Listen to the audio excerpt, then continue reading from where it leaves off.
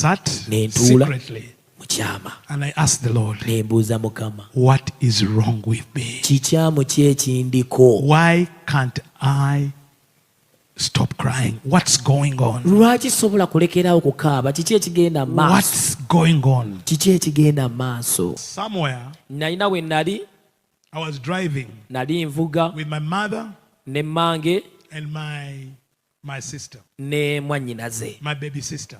There's a sister I love so much. That sister, you always have your secrets. Do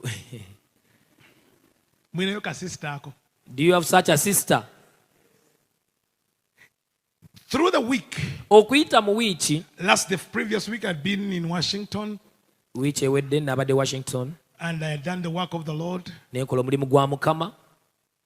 But the work of the Lord had lost that excitement.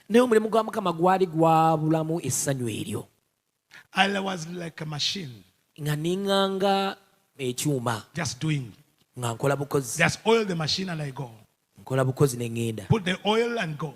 If preach 6 hours, wake up in the morning, do work every day, never even fearing to rest. That's how I was for some time, just doing it, loving the Lord, just in the mind, preaching, praying. And I just realized the work of the Lord was just becoming religious. I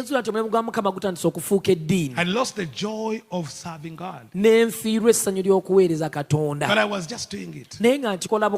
So in the last, when I came back, I began like being in that state where like, oh my God, it's Sunday morning. Oh my God, when a believer calls me, I look at the call and say, I'm tired.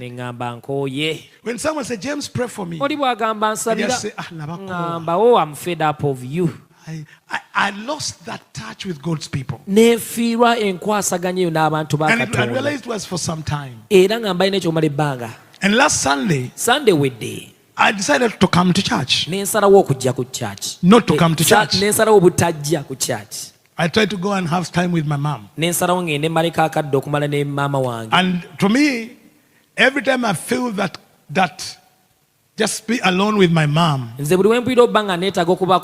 just know there's something deep I need to deal with. You know,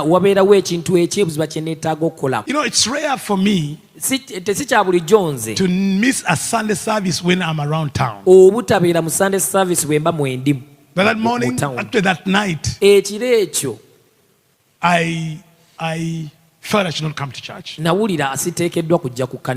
So I went with my sister to go and be with my mother. And as I was going, I was thinking, next month, after camp, during the camp, I am going to officially announce my retirement from ministry. That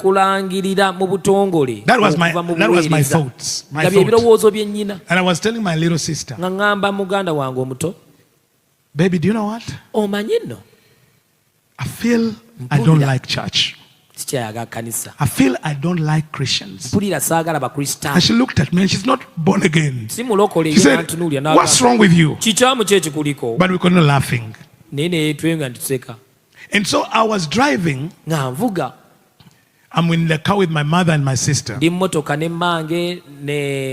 I began listening to a sermon. My wife was preaching last Sunday.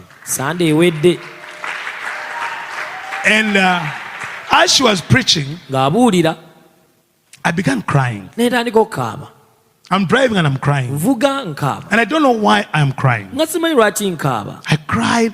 We were coming from Masaka. I cried until I arrived here. I could just feel crying. And my sister could ask, what's are you okay? I was listening to her sermon. And I don't know even what she was preaching. But deep, I was just And I could not stop my tears. And I didn't know why I was crying. But I think I was going through a deliverance I didn't understand. So I came here. I found my wife and when it preached, I put on a face. The way I act always. Happy. Everything is fine. My wife said, honey, are you okay? I said, I'm okay. So we went home. My wife arrived home before me. And when we reached home, I was telling about the journey. And we were sitting there talking about, oh, you preached well. And for the first time, I'm seated there with my wife. And she was talking about how Sunday has been. And I began to cry like a baby. The two of us, I'm on my bed. And I don't know even what I was saying. But as I say the word, as if I had had tears for years. Something just, I cried and cried and cried. And my wife is there saying, what? James, what's wrong? Are you okay? And every time I want to talk to her, I just cry. And I cried and she was saying, what's going on? And after that, I had to be a man. Amen. Amen. And so crying, I said, I'm fine. And she went to sleep. And when she was sleeping, I woke up. I went downstairs. I sat secretly. And I asked the Lord, what is wrong with me? Why can't I stop crying? What's going on? What's going on? And I felt as if the Lord is there. And I felt him stand there and says, I will show you what is tormenting you. It's not you only, but my ministers. You have been through it for 7 years. But now you are going to help my servants. And he showed me. And he said to me, this is it. This is its name, and I'm going to give you its spirit. He said it is called deep spiritual silent depression.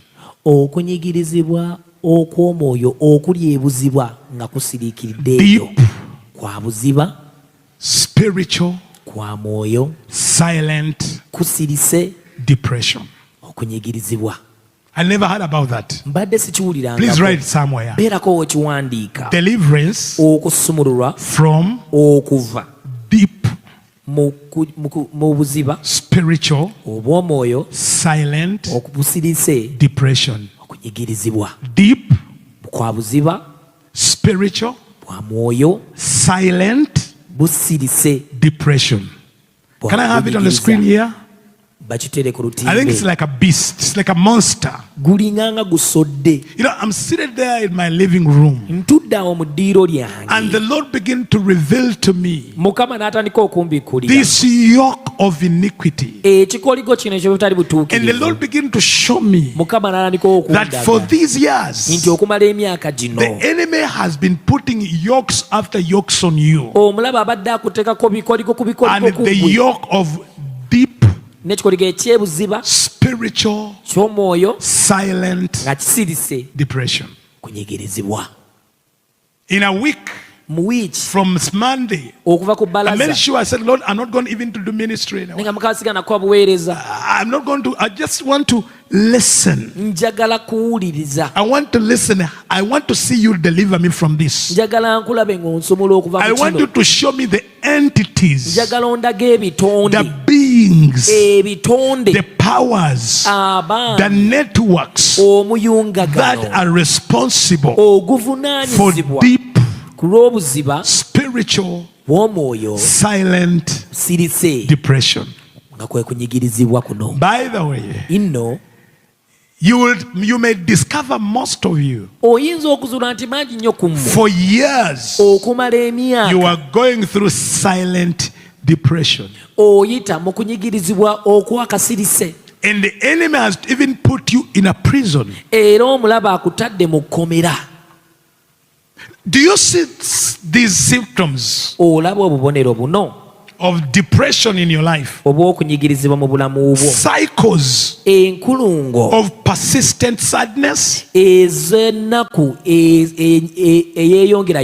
all emptiness. Someone says persistent sadness, all emptiness, feeling down despite outward cheerfulness. Am I telling somebody? Do you go through fatigue or low energy?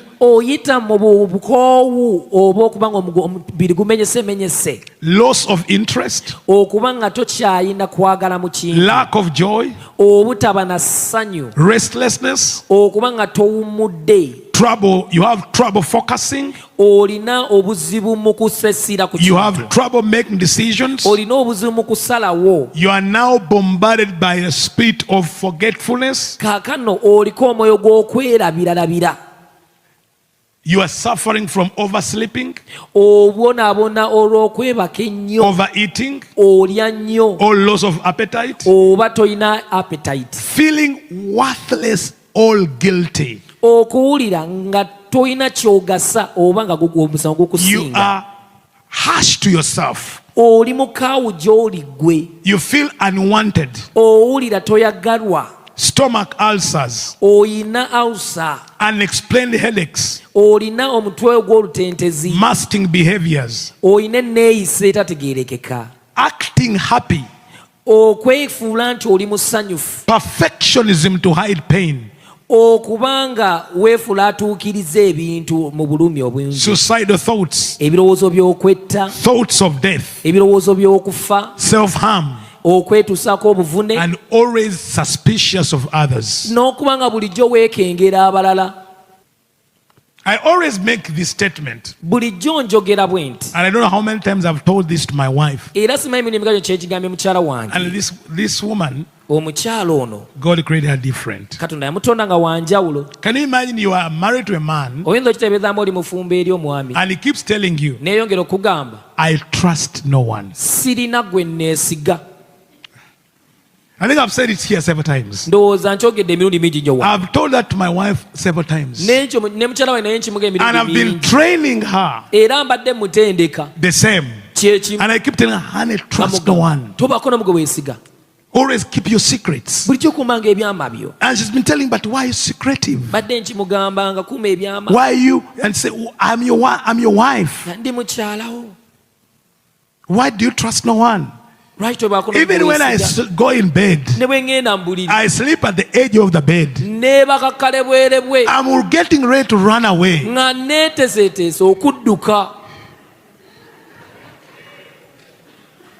I can't sleep in the whole bed, even when I'm alone. And I realize this deep-seated mistrust, insecurity, is not in my brain. And I kept telling my wife, honey, that's how I was trained. I was raised like that. That's my trtraining. When I was in the intelligence community, that was how we were trained. And the Lord said to me, why do you say that's how you were raised? Are you not redeemed? Are you not redeemed? Why do you still think the way you were raised, that's how you should live? Are you not saved? Are you not a new creation? And I'm seated there. And I see what I believe was the hand of the Lord. And lift this thing from my neck. And I saw a heavy rock like on my neck, and the hand lifts off. And I see it like a mountain before me. And I asked the Lord, you mean I've been carrying this? And he says to me, that is the deep, spiritual, silent depression. And in this thing, I came to understand in that moment, it's not just a yoke. Then I could see it's a prison. And he said to me, many of my ministers are ministering out of this yoke. They are ministering out of this heaviness. Let me come back to that. So I'm there, and I'm seated, and my wife is deep sleeping. And the Lord began to take me through deliverance. I am telling, I'm not like other ministers who are so good and perfect, don't need deliverance, who are perfect, who are so holy. I'm a minister who is still going through deliverance. I don't know about you, but me, I'm that. Until I don't know when, but I'm still going through my deliverance. And the Lord began to deal with me and show me this thing, deep, spiritual, silent depression. Silent depression, those that study psychology, they call it smiling depression. All high functioning depression, where individuals mask their internal struggles with outward appearance of happiness.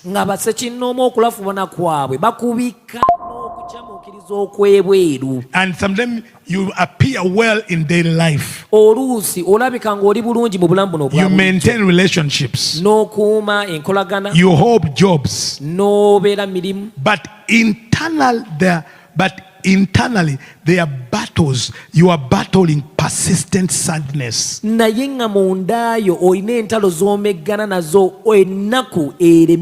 Hopelessness. And worst of all, spiritual numbness. Not bukakanyavu. Ng'omwoyo we yasanyalala. Tochanyiga, tochayagala, tochachawa. You are flat. You are flat. Tochanyiga. You no longer get angry. Tochanonya. You no longer seek. Tebachakunonya. They are not seeking. You hear somebody say, I am single, not searching. Sagala. I don't want. bufumbo. I don't want marriage. Mikwano. I don't want friends. Bantu. I don't want people. Sente. I don't want money. Bugaga. I don't want wealth. I don't want poverty. Njala. I don't want hunger. Kulia. I don't want eating.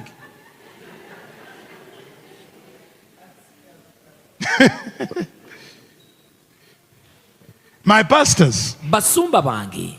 Pastor Farida, Pastor Henry, Pastor Juliet.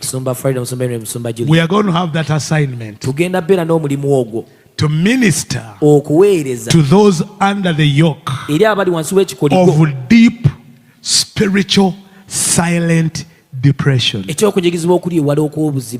Because it's not the ordinary depression. It's as if you have got used. You have got used to acting. You can smile when you are grieving.